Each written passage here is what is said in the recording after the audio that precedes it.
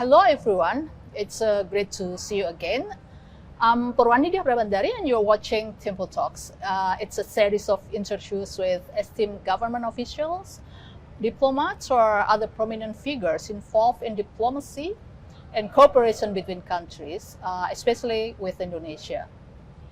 In this episode of Temple Talks, we have a very interesting guest, the Ambassador of India to Indonesia, Bapak Sandip Chakravorty, the king of the king. And he has only been here in Indonesia for about a year, maybe less. But you know, the diplomatic relations between Indonesia and India go back many years, and this year marks 75 years. However, relationship between India and Indonesia have been in existence much longer, even long before the establishment of the two countries, be it in social, religious, economic, or trade aspect. But do those close ties of the past have any bearing on the present relationship? We have Bapak Sandip Chakravorty here to answer this question, and of course, with several other questions. Hello, Pak Sandip. Welcome to Tempo, and it's an honor to have you here with us here today. Thank you. I'm very happy to be on your show, Ibu Dari, and lovely to be in Tempo. Wonderful newsroom you have, and I'm so happy to be here and love to talk about India-Indonesia ties. This is the first time for you to visit. First time, yes. Quite an impressive media house. Okay. And, you are into many media platforms. Okay. So it's quite an impressive All right. organization. But how's the traffic? It was not so bad. Okay. Pak Sandip, as I said before, that the relationship between India and Indonesia has been running for a long time, even thousands of years. And can it be said that the old relationship between India and Indonesia was much closer compared to the current relationship? Well, you see, it's a very difficult question to answer because time is not constant. So you can only compare things. It's very difficult to compare things where factors are always changing. There's so many variables. So, you know, if you compare things in, let's say, in the first century AD, or let's say 1100 AD or 1200 AD, and now, it's a dynamic, world. Nothing is static. So, our relations go back to the times when we did not have India as we know it today, and even Indonesia was not the Indonesia that we know today. There were these kingdoms.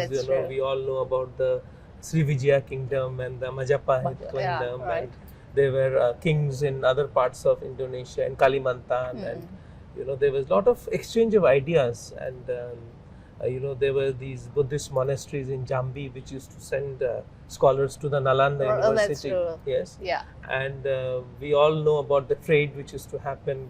Traders from India used to come to ports in Indonesia, the way to the kingdoms at that time, and so it was a very fluid. Also the religion. It's like two major religions in Indonesia. At least three, I would say. Three. Okay. Hinduism, Buddhism, and even Islam came to Indonesia through merchants and other traders and other people who were coming to what we know today as Indonesia. So it has been a story of many centuries, and even in contemporary times, you see, during Indonesia's revolution, the independence time. Also, close relation with our independence leaders. Non-alliance movement, right? The Bandung Spirit, the Bandung Conference. Pandit Nehru was an important participant in the Bandung Conference, and then the non-aligned movement with Pa Sukarno and other leaders, and it has continued.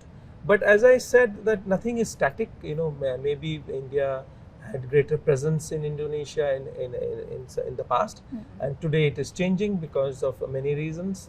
So I would not discount the importance of the relations now. It is more dynamic, it is more varied. Things that we do today we didn't do in the past, and things maybe we did in the past we don't no longer do today. All right. So it is I would say that the past always helps you in the history is very important because it gives you the base. You know, we know each other, we are similar people, there is a lot of cultural similarity, we understand Indonesia understands India. So it helps us in contemporary times. So it really helps big influence for the current relationship. I certainly think so. Okay. I certainly think so, and every day we are discovering new elements of the past. Okay, and I myself first time in Indonesia, but I am learning new things. Okay. Like what? You see, there is this huge. I'll give you one example. Okay. Okay, there are these chain of schools even today, which are called Taman Siswa. Okay. Okay. And It's in Jogja. in Jogja and other parts of Indonesia. Yeah. And I did some reading. I was very interested, and I found that that had ties with the Shantiniketan of Rabindranath Tagore. He set up these schools in the gardens, and they played an important role during the Indonesian independence movement, because the education that the children were not getting from the Dutch schools, the Indonesian nationalist leaders, they set up these garden schools. And even today there is a movement of Taman Siswa. So every day new elements are coming to our notice, and I find it so fascinating. New things. Yeah, new things every day. All right. So we are always rediscovering the past, you see. All right, okay. And the Indonesia and India, I mean, the diplomatic relationship have been going on for 75 years. So do you think that, are you satisfied with that? I mean, it's like with the current situation, or actually there are still a lot of things that we can develop in this relationship? Of course, for the better for the two countries. So you see, as a diplomat and ambassador, I cannot be satisfied. If I am satisfied, then I am not doing my job. So I should have then you just enjoy. Then I should be enjoying and I should be playing golf.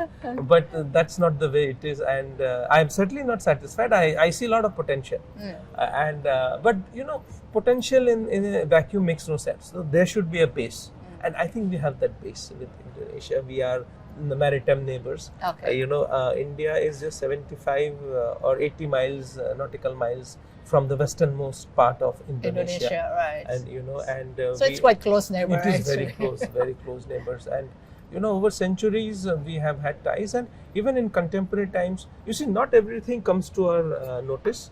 Not everything happens through government. Yeah.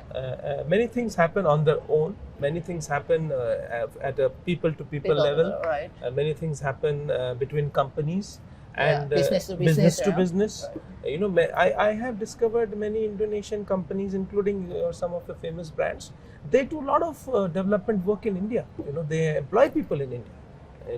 Can you give some examples? What kind of these companies? Yeah, the most the easiest example to give is Gojek and GoTo. Okay, they but own there is companies. Gojek there. Yeah, they own companies in India. Okay. Who and they employ people in India who do work for Indonesia, and there are many more.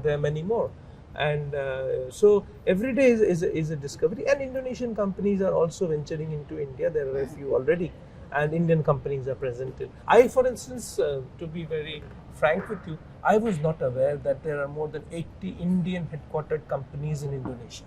80. More than 80. That's a very significant number, and they're into everything. They're into automobiles, they are into mining, they are into pharmaceuticals, they are into service industry, they have hotels, and these are not, I'm not talking of the Indian diaspora companies. There is a sizable Indian diaspora in Indonesia. They are not Indians anymore. They came here many centuries back. Okay. They have been born here. Their forefathers may have come in the 19th or the 20th century during the colonial times. They are as Indonesian as anybody.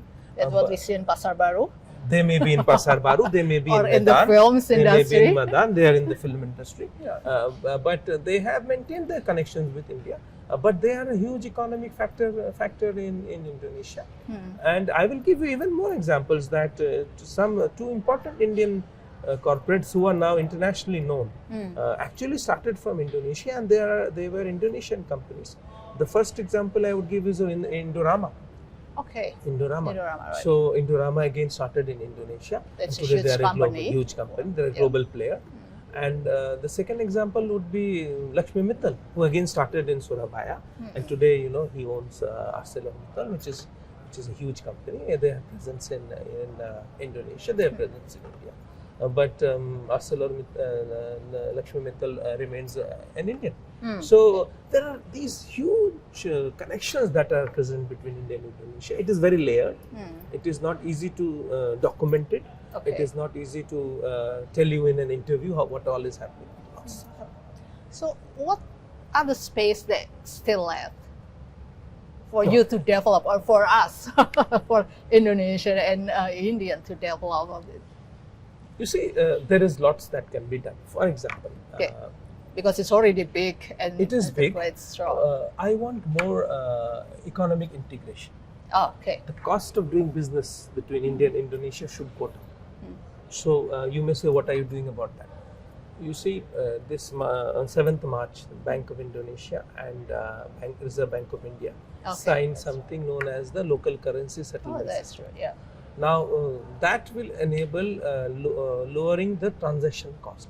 So, if you are, let's say, buying something from India, you just pay it in idea In rupiah. in rupiah. Yeah. And if you are selling to India, they just pay in Indian rupees. And the banks do the transaction. That is one thing. Wait a minute. When did this start? So, no, the framework has been put in place. So haven't It hasn't yet. started. We are now working between RBI and BI are setting up the guidelines for the banks, how the Okay. system will work. So I just met with both RBI and BI, and very soon they will. So when the target is finished I would like it to happen this year, this because year. this is year So special. next year Next we can year start we can this start. one. Okay, so this- I am very confident it will happen this year, because this year is special, no? As you said in the beginning, 75th anniversary. So I'm trying to do many things in this year. There another thing which again you may ask, where is the scope? I want digital payments unification. Okay. That you don't have to pay in cash. If, for instance, as you know, Indians are the largest tourists, second largest tourists in in Indonesia. Now they come here, they have to change from rupee to dollar, then Then come to here, rupiah. then dollar to rupiah, and then when they go back again, rupiah to dollar, and then go to India, then dollar. 6 times they are just converting, and who is making money? The merchant, the forex merchant. Yeah. That should not be, So we are trying to have a digital kind of a. So we can use payment. QRIS. So you can use QRIS. Exactly, you got it right. So I want QRIS to be accepted in India, and Indian UPI app to be acceptable in India. So you go to the merchant, you scan and you pay, and everybody is happy. It will So be these really are the good. fundamental structural, things that we are trying to put in place.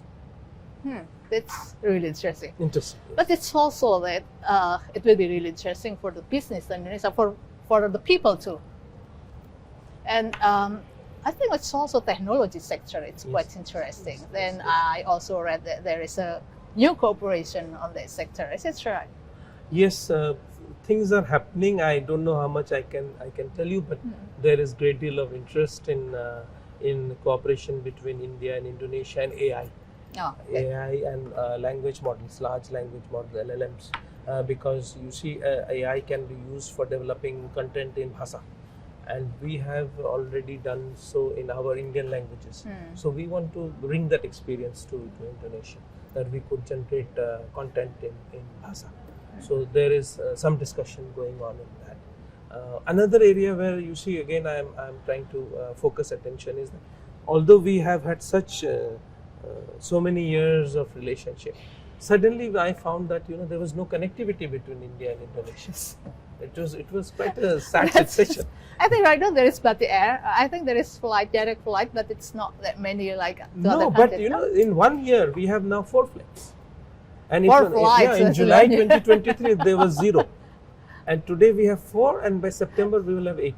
That's really disappointing. Yeah, it was disappointing. So now it is happening. I was amazed that 2 large countries. You see, we always ignore 2 facts, 2 or 3 facts. Indonesia is the 4th largest country in the world. India? India, China, USA, Yeah. Indonesia. Indonesia is the 3rd largest democracy in the world. Okay, these are important, and Indonesia will become, by if we are able to achieve the goals of EMAS Indonesia, it will become the 3rd or the 4th largest economy by 2050 or 2045. So, these are two huge markets, two huge congregation of people. They need to interact more with each other rather than we trying to interact with Europe or America. We are next door to each other. That is what drives me every day. I am always looking at what more I can do to bring our people. But what's actually the challenge for developing those kind of cooperation? One, I would say, is a language barrier. Indonesians and normally don't speak too much of English, so I'm so happy to do this interview in English.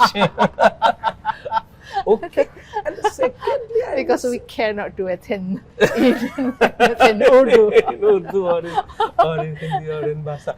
But I would say that as more and more Indonesia is also opening up, Indonesia is becoming more recognized in the world. Indonesia is having global ambitions. Right. It will change. Things with India will change, and I see a lot of indicators that there is great deal of interest in engaging more with India, and also India has to engage more with Indonesia, and that is happening. In areas where we did not do much, like in our naval cooperation, our military cooperation, our Air Force to Air Force, Army to Army, this kind of cooperation is also happening. Coast Guard cooperation, maritime cooperation, maritime domain awareness. Space is one area where we did not do much before, but we are doing. So I would say these are the new emerging areas where you will find more companies of India working with Indonesia and also from Indonesia with India. And you know that the new president or the elected president is from the military, so it's easier for you to discuss about this. Yeah, issue. I must say that I met him. You already met him. Yeah, I met him. I went and I presented to him a letter written by my Prime Minister. And very recently, President-elect Prabowo had a telephone call with Prime Minister, and it was a very, very useful conversation. And we are really optimistic about more cooperation between India and Indonesia in the coming year. Also, you see, the foreign policy posture of Indonesia is very, very important. You have a policy of free and active foreign policy, that you would not align with any bloc. You would want more partners. And I still remember Prabowo saying in one talk, I think it was at CSIS, is that one enemy too many and many friends too less, or something he had said. Yeah. I quite liked it. It's a very striking articulation of what he feels Indonesian foreign policy should be. And we are also similar in the sense that we have something known as strategic autonomy. And I think the best example of how we have been dealing with the changing geopolitics of the world is our position on the war in Ukraine. You see, Indonesia and India have had similar kind of position. So I think that creates space for everybody. It creates space for a country like India, which is not in any power bloc. We don't believe in alliances. So I am full of optimism as far as our ties are concerned. Okay, what about this? There is discussion on the Indonesia-India Comprehensive Economic Cooperation Agreement, right? So how's the progress of this deliberation on this agreement? You see, we have something called ITIGA, ASEAN-India Trade in Goods Agreement. So Indonesia is part of that. So that was signed, I think, in 2010 or 2011. So it's more than 12 or 13 years old. Yeah. We are now undergoing a review of the ITIGA. The problem with ITIGA was that it was not even, in the sense that at that time, the kind of concessions that India gave was not matched by the ASEAN countries. So we allowed duty-free entry in about 77% of the tariff lines, whereas what we got from, let's say, Indonesia was about 50-55%. Also, the lists that were made that time, the exemption list, the goods, the real trade is actually in the non-exempted areas, because things that you did in the 10 years back are no longer doing today. Yeah. Okay, you are buying things which we maybe didn't make them, and we are buying things that we didn't do in the past. So it is now got outdated, the ITIGA. So we have been negotiating with ASEAN, and the review process is on. and we are very optimistic that by 2025 it will be concluded. Then you see a lot of these barriers which are there in trade between India and Indonesia, that will go away, and our trade volumes will improve. What is the biggest barriers for this kind of cooperation? One, as I mentioned, the free trade agreement was lopsided. Also, it did not include the goods that on which we trade. So the exemption list has to be longer. The duties have to be less, and also we should do away with non-tariff barriers. You see, there are regulatory issues, there are testing issues, there are many other non-tariff barriers. Both sides should try to remove. So free trade agreement that you try to push on. Free trade agreement should be really free trade agreement. That is what I'm trying to say. Yes. Yes. So right now it's not really like Right that. now there are issues with that. Yes. Still. Yes. And also India and Indonesia are both members of the Indian Ocean Rim Association, right? And this organization doesn't seem to be functioning effectively, I think. I think that we are trying to infuse new energy into IORA, and we will be the chairman, I think, from next year or so of India IORA. will be the chair. India will be the chair. We are the vice chair right now, and we are very optimistic about IORA. I agree with you that maybe it was not been working to its potential, but I think there are many issues which are common for IORA countries, particularly things like marine pollution, maritime domain awareness, IUU fishing, illegal fishing in our seas. So I believe there is a very strong common agenda. It is for our member states to work on it. At the same time, I would also like to say that we have a regional organization called BIMSTEC, Bay of Bengal Initiative for Multi-Sectoral Economic Cooperation.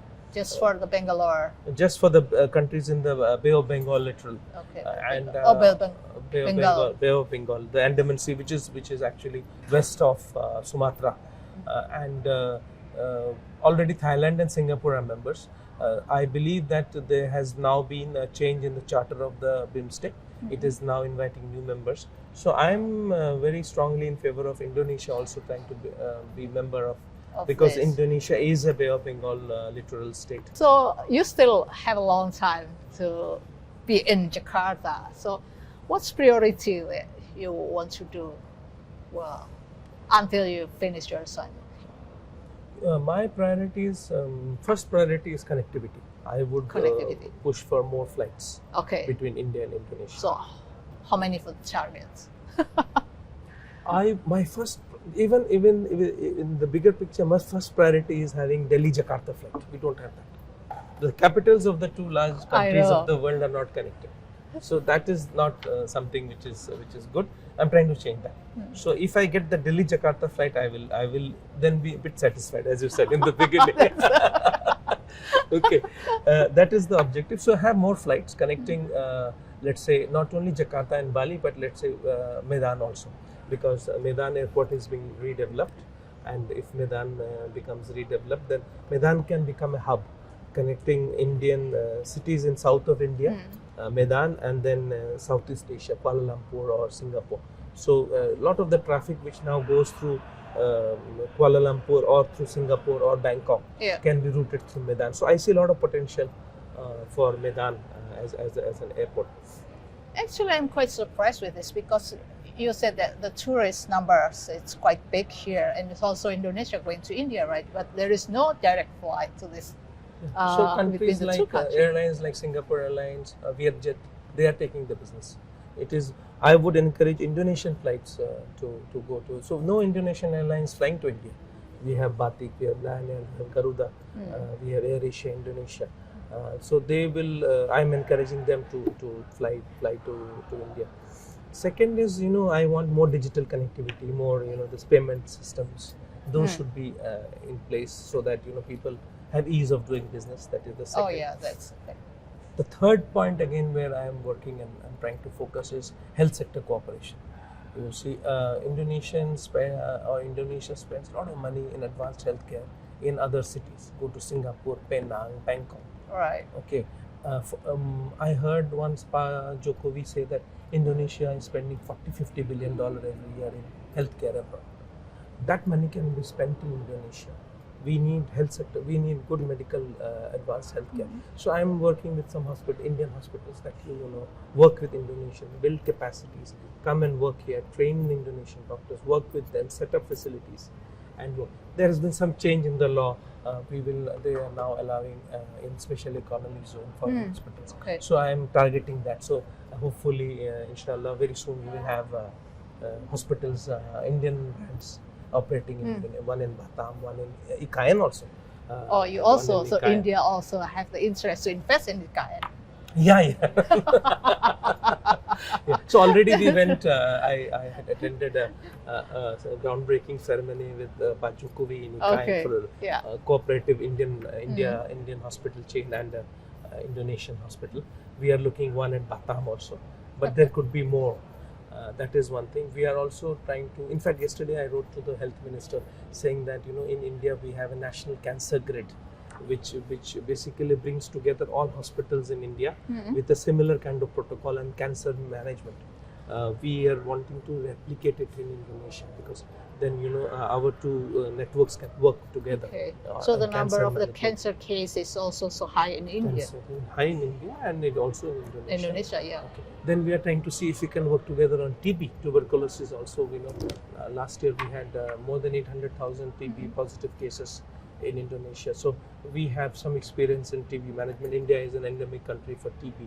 So we want to share that experience. So in health we are working. And And it's also actually about the medicine. my pharmaceutical. Because I mean, it's like Yes, a lot yes, of yes, medicine yes, in yes, Indonesia yes, is yes. quite expensive. And then I know that, as I yeah, told you, that I have a friend of the health minister, and he said, wow, It's expensive. this medicine So here we is so have been in expensive. consultations and conversations with the pharmaceutical industry. In fact, I'm not revealing any secret if I say that the transition team, they have shown interest in working with India. They visited India and they have spoken to pharmaceutical company. Indian pharmaceutical investors have come here. They're looking for opportunities. We want to set up a pharma park. So in pharmaceuticals, that is one thing. But how come the medicine in India is quite cheap? It is cheap I because think probably the raw materials is. no, because most of the medicines are made in India, and secondly, we have something known as Jan Aushadhi scheme, which is the people's medical scheme, where the government buys medicine in bulk, and that helps us in reducing the cost of procurement. So, Budhi had gone to India, and he told us that he's interested in trying to see. So many things we can do in the health sector and in the pharmaceutical sector. That is another area where we are looking for cooperation with Indonesia.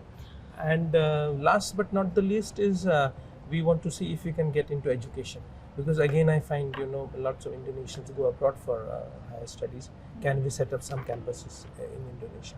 That is something where we have to work, but it's something for the future.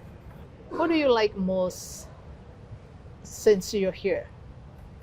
No, as I mentioned in the beginning, I like the people. the people. This Okay. is a lovely country with people who are so warm and welcoming, and I feel at home in Indonesia. Great cuisine, good food, accessible, reasonably priced, not expensive. You go to any warung and you eat nasi goreng or you eat gado, and it's very affordable and high standards of hygiene also. I like that. Okay. Wherever you go, you find places are clean, and that is also something to the credit of the people of Indonesia. And also that I like the zeal to becoming more self-reliant. The new policy of downstreaming.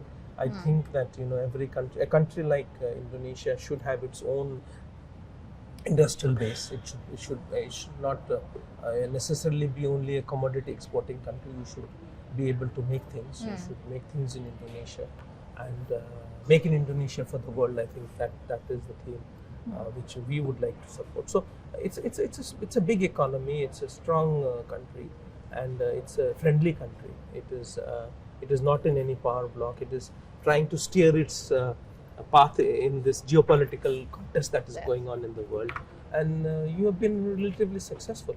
So all these things fascinate. I'm a diplomat. I'm a student of international relations. So I find all these things. So very you fascinating. enjoy being here. I really enjoy being here. No doubt about that. Pak Sandip, so thank you for the enlightening conversation this afternoon. And regrettably, that we must end our conversation. All good things come to an end. Right. Thank you. Thank you. And Thank you very much. once again, it's an honor to have you here. Thank you. Thank you very much. Viewers, thank you for being with us today. I'm Purwani Dia Prabandari. Join us again next month for another conversation on Tempo Talk, of course, and we will have another interesting topic and distinguished guests. Have a wonderful day.